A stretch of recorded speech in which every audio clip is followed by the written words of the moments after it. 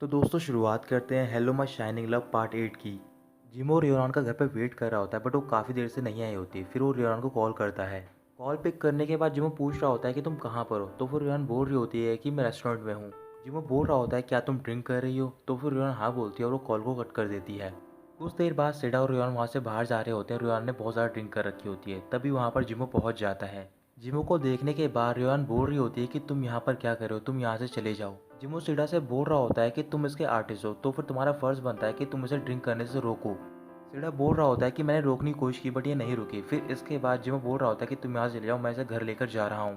SIDA rayon को रोक लेता है और वो जिमो से पूछ रहा होता है क्या तुम्हें पता है कि ये कहाँ पर रहती है। तो फिर जिमो बोल रहा होता है कि मैं तुम्हें बताना भूल गया, हम दोनों साथ में रह रहे हैं। इस बात को सुनते ही सीडा काफ़ी उदास हो जाता है और जिमो रियोन को अपने साथ लेकर चला जाता है। घर पहुंचने के बाद वो रियोन को सोफे पर बैठाता है। तो फिर रियोन जिमो से बोल रही होती है कि तुम यहाँ से चले जाओ, मैं तुमसे बहुत ज़्यादा नफरत करती हूँ। जिमो जाने से मना कर देता है। तो फिर रियोन बोल रही होती है कि तुम अपने आप को क्या समझते हो और तभी वो उसके ऊपर कूद पड़ती है। जिमो उसे पकड़ लेता है ताकि वो ना गिरे और तभी रियोन उसे किस कर लेती है। इसके बाद रियोन बेहोश हो जाती है। फिर जिमो उसके बेड तक लेकर जाता है और उसे लिटाकर वहाँ से चला जाता है। रात को जिमो सोने की कोशिश कर रहा होता है बट उसे नींद नहीं आ रही होती क्योंकि वो बार बार उस किस के बारे में सोच रहा होता है। अगली सुबह रियोन उठती है तो फिर उसे कुछ भी याद नहीं होता। जब वो किचन में जाती है तो फिर वहाँ पर उसके लिए एक स्लिप छोड़ रखी होती है जिमो ने। जो रियोन वो स्लिप पढ़ती है तो फिर उसमें लिखा होता है कि मैंने तुम्हारे लिए सूप बनाकर रख दिया है, तुम उसे वेव में गर्म कर लेना। फिर रियोन बोल रही होती है कि मैंने कल बहुत ज़्यादा ड्रिंक कर ली थी, क्या मैंने कुछ एम्बैरेसिंग तो नहीं कर दिया है। जिमो ऑफिस में होता है और वो अपने मैनेजर से पूछ रहा होता है कि कल जो हमारा शो था उसका बाहर के लोगों का क्या रिस्पॉन्स है। मैनेजर बोल रहा होता है कि रिस्पॉन्स तो काफ़ी अच्छा है बट आपको कमेंट पढ़ने चाहिए सोशल मीडिया पे।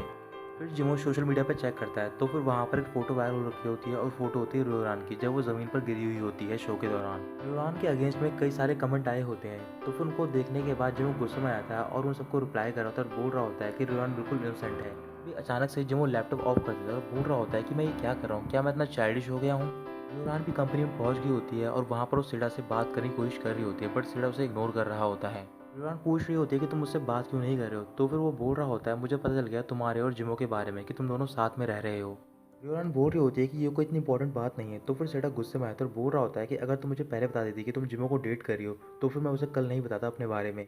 रियोन बोल रही होती है कि तुम्हें गलत फहमी हुई है, हम दोनों डेट नहीं कर रहे हैं और वैसे भी तुमने कल क्या बताया है जिमो को।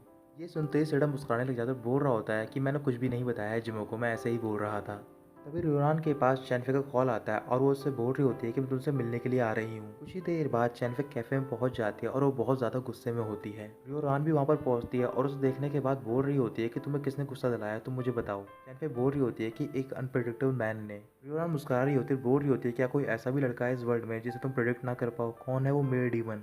शेनफे पहले बताने की कोशिश करती है बट वो अपने आप को रोक लेती है। फिर वो बोल रही होती है कि मैं बताना नहीं चाहती हूँ और मैंने उस लड़के को कई बार हिंट दी है बट वो मेरे साथ कुछ भी नहीं कर रहा है। रुयान बोल रही होती है कि जिस लड़के को तुम पसंद करती हो उसे कुछ दिनों के लिए तुम इग्नोर करो।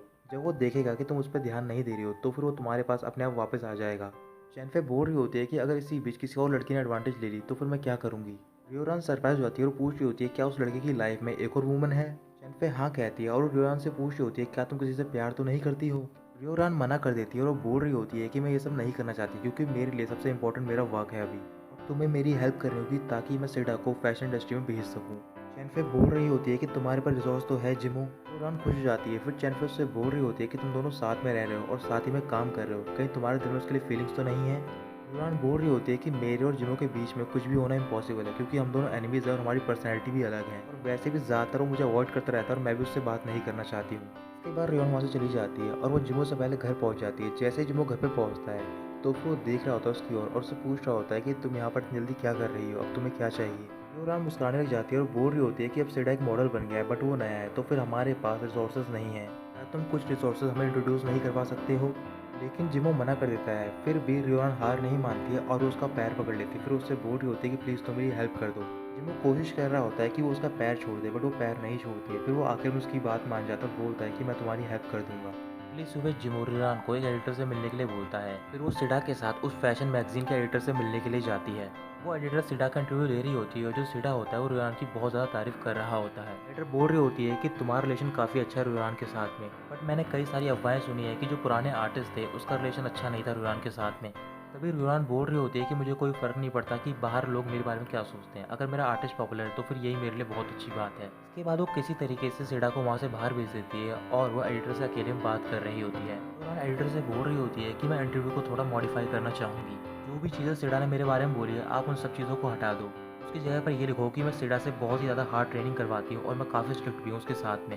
उसके पास आराम करने का भी टाइम नहीं है। तो फिर एडिटर बोल रही होती है कि तुम ये सब क्यों लिखवा रही हो, इससे पब्लिक का ओपिनियन तुम्हारे अगेंस्ट में हो जाएगा। यूरान बोल रही होती है कि मुझे कोई फ़र्क नहीं पड़ता कि बाहर मेरे बारे में लोग क्या सोचते हैं, अगर इससे मेरे आर्टिस्ट को फ़ायदा मिल रहा है तो फिर मैं करने को तैयार हूँ।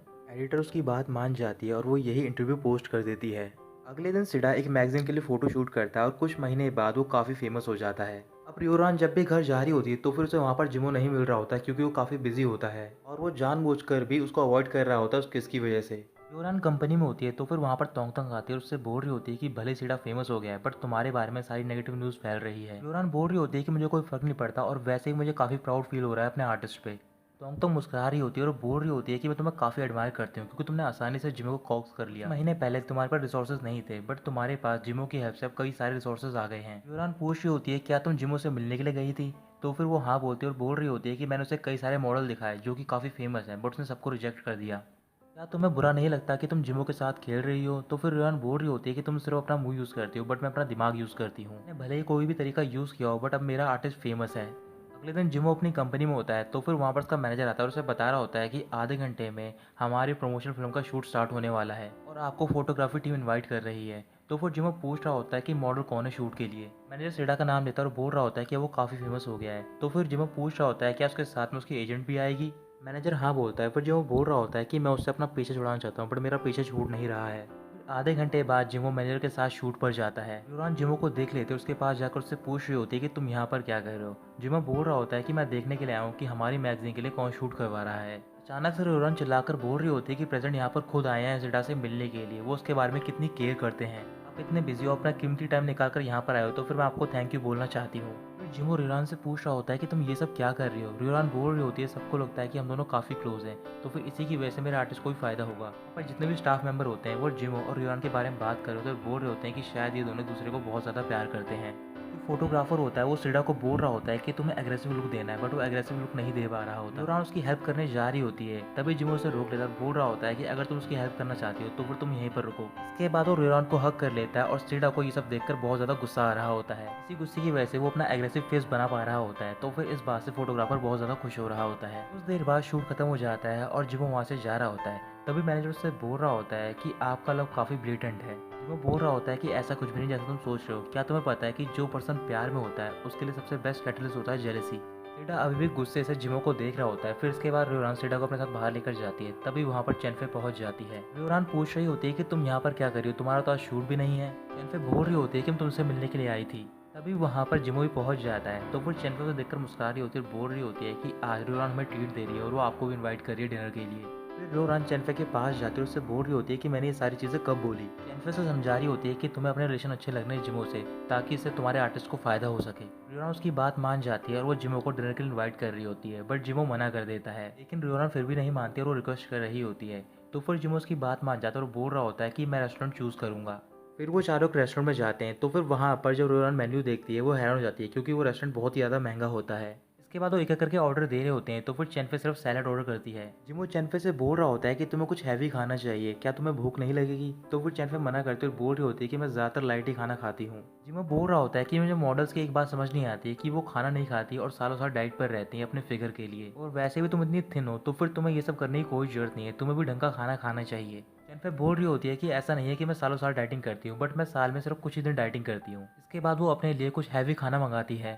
सबका ऑर्डर आने के बाद वो खाना खा रहे होते हैं तो फिर चेनफे खाना खाने के बाद सीधा वॉशरूम जाती है। दुरान भी उसके पीछे जाती है तो फिर वो देख रही होती है कि वहाँ पर चेनफे वॉमिटिंग कर रही होती है। फिर वो उससे पूछ रही होती है कि तुम्हें वॉमिटिंग क्यों हो रही है। चेनफे उसे बता रही होती है कि मैंने कई सालों से हैवी खाना नहीं खाया है, अगर मैं कुछ भी ग्रीसी खाती हूँ तो फिर उसी टाइम पर मुझे वॉमिटिंग हो जाती है।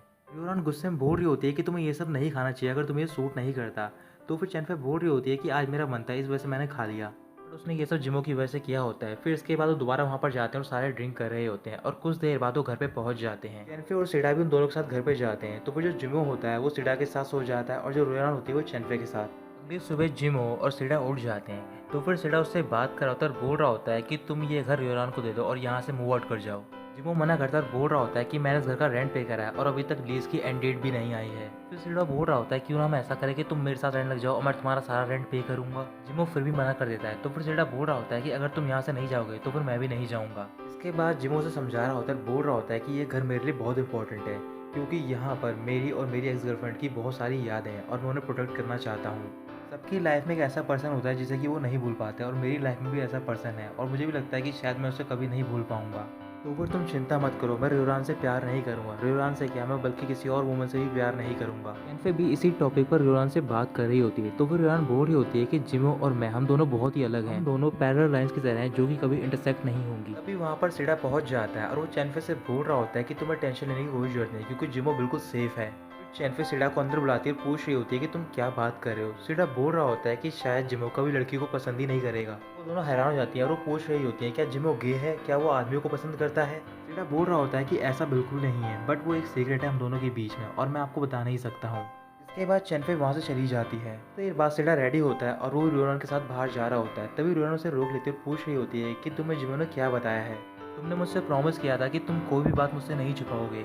सीडा सैड हो जाता है और पूछ रहा होता है कि तुम जिमो के बारे में इतनी केयर क्यों करती हो। रियोरान बोल रही होती है कि वो मेरा रूममेट है तो फिर थोड़ी बहुत तो केयर करूंगी मैं उसके बारे में। मेरा कहने का ये मतलब है कि अगर वो साइकोपैथ है तो फिर मुझे कुछ प्रिकॉशन लेने पड़ेंगे ताकि मैं उससे सेफ रहूं। फिर सीडा उसे बता रहा होता है कि जिमो उस घर में अपनी एक्स गर्लफ्रेंड के साथ रहता था, इस वजह से उसके लिए घर बहुत इंपॉर्टेंट है और मुझे लगता है कि वो अभी भी अपनी एक्स गर्लफ्रेंड को बहुत ज़्यादा प्यार करता है। ये सुनने के बाद अचानक से रियोरान के एक्सप्रेशन चेंज हो जाते हैं। इधर हॉस्पिटल में सोंग जियाओ को होश आ गया होता है तो फिर उससे मिलने के लिए तोंग तोंग जाती है। सोंग जियाओ बोल रहा होता है कि मैंने एक्सपेक्ट नहीं किया था कि तुम पहली पर्सन हो जो कि मुझसे मिलने आओगी, क्या तुम्हें यहाँ पर रियोरान ने भेजा है। तोंग तोंग मना करते हुए बोल रही होती है कि अब मैं रियोरान की असिस्टेंट नहीं हूँ कि उसके कहने पर मैं यहाँ पर आऊँगी। सोंग जियाओ बोल रहा होता है क्या उसने तुम्हें फायर कर दिया। तो फिर तोंग तोंग बोलती है कि तुम ऐसा सोच सकते हो बट उसे कंपनी ने डिमोट किया है, कंपनी की बॉस उससे बहुत ज़्यादा गुस्से में है, इस वजह से मैंने उसकी पोजीशन रिप्लेस कर ली है। सोंग जियाओ बोल रहा होता है कि मेरे एक्सीडेंट में उसकी कोई भी गलती नहीं है और वैसे भी उसी की वजह से मुझे होश आया क्योंकि मुझसे अक्सर मिलने आया करती थी हॉस्पिटल में। लेकिन तोंग तोंग सोंग जियाओ से झूठ बोल देती है और वो उससे कह रही होती है कि तुमसे वो एक भी बार मिलने के लिए नहीं आई, ये तुम्हारा इल्यूजन है। तो दोस्तों यहीं खत्म होता है पार्ट 8। हम आपसे मिलते हैं अगली वीडियो में।